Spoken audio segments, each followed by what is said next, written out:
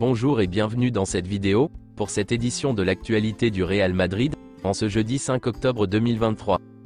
Si t'es nouveau sur la chaîne, n'hésite pas à t'abonner, et d'activer la cloche de notification, pour recevoir une notification dès que je publierai une nouvelle vidéo, et mets aussi un j'aime et un commentaire à la vidéo, pour me soutenir. Merci, et commençons.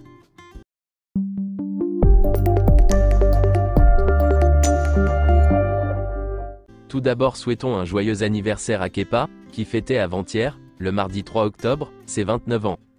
Le Real Madrid réussit le gros coup du côté de Naples, avec une victoire 3-2. Après un premier quart d'heure sans action, le Napoli a ouvert la marque sur une grosse erreur de Kepa, et un but de Léo Ostigar. Rapidement, les Merengues ont réagi par l'intermédiaire de Vinicius Junior, sur une récupération et ensuite la passe décisive de Jude Bellingham, puis un but de Jude Bellingham pour le 2-1, sur un magnifique raid solitaire. Au retour des vestiaires, les Napolitains ont égalisé par l'intermédiaire de Piotr Zielinski sur penalty. Après avoir beaucoup subi, le Real Madrid a frappé une dernière fois à la 78e minute, sur une frappe surréaliste des 30 mètres de Federico Valverde. Malheureusement, le but a été accordé au gardien du Napoli, comptant donc pour un CSC. N'empêche que cette magnifique frappe de Valverde a offert la victoire à un Real Madrid réaliste, comme toujours. Jude Bellingham est l'homme du match. Voici quelques déclarations de Carlo Ancelotti, après la rencontre. Le penalty ? Je ne pense pas que ce soit un penalty. C'était un rebond de Nacho. On ne peut pas se couper la main. En termes de coup de tête, Osimhen est le meilleur attaquant du monde. Je m'attendais à ce que Naples joue comme ça, c'est un résultat juste. C'est une équipe avec beaucoup de qualité, ils ont de très bons joueurs, mais le résultat est juste. La qualité, la maturité et le caractère de Jude Bellingham sont incroyables pour son âge. Le succès de la première mi-temps est dû à la position de Jude Bellingham, Valverde et Rodrigo, qui ont créé beaucoup de doutes pour Naples dans le jeu entre les lignes. C'est là que nous avons joué avec un avantage, car Bellingham a mis la pression, et Naples n'a pas pu l'arrêter. Luka Modric ? La vérité c'est qu'au départ, c'est ce que nous attendions de lui. Son expérience, sa connaissance du jeu, il a joué 30 minutes au plus haut niveau. Le troisième but n'a pas été accordé à Valverde, c'est ridicule. Kepa est un bon stoppeur de tir, mais il a du mal avec les centres. Parfois, Kepa a du mal à centrer parce qu'il n'est pas très grand, mais personne n'est parfait. Même moi, je suis très beau, dit-il en riant.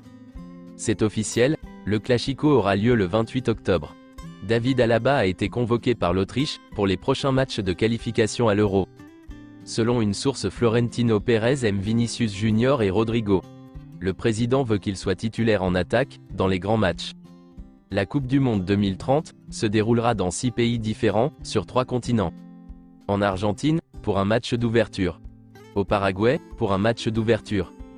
À l'Uruguay, pour un match d'ouverture. Au Maroc, en Espagne, et au Portugal. La Coupe du Monde 2030 sera accueillie par l'Espagne. Les matchs d'ouverture se dérouleront en Argentine, au Paraguay, et en Uruguay. Le reste du tournoi se déroulera en Espagne, au Portugal, et au Maroc.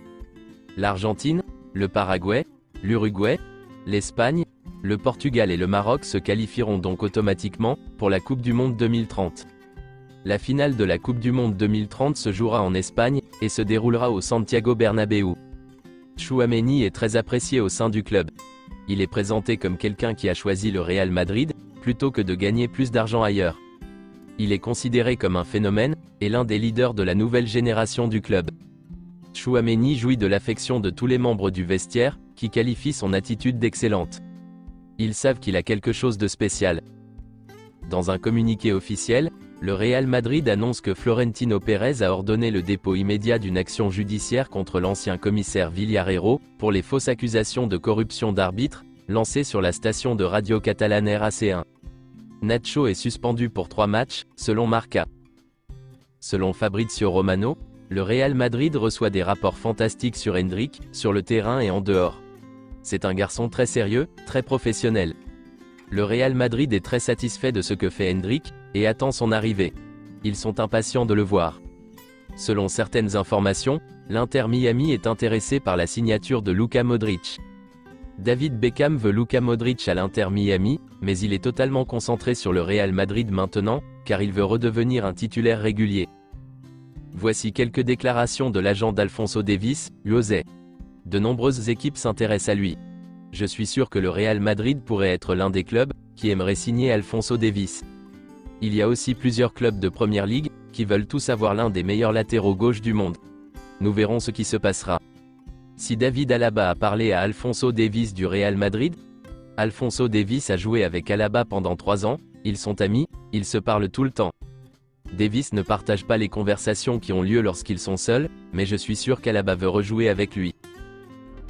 C'est tout pour cette édition de l'actualité du Real Madrid, et merci de nous avoir suivis. Abonne-toi si t'as aimé la vidéo, mets un j'aime, et à la prochaine pour plus d'infos sur le Real Madrid.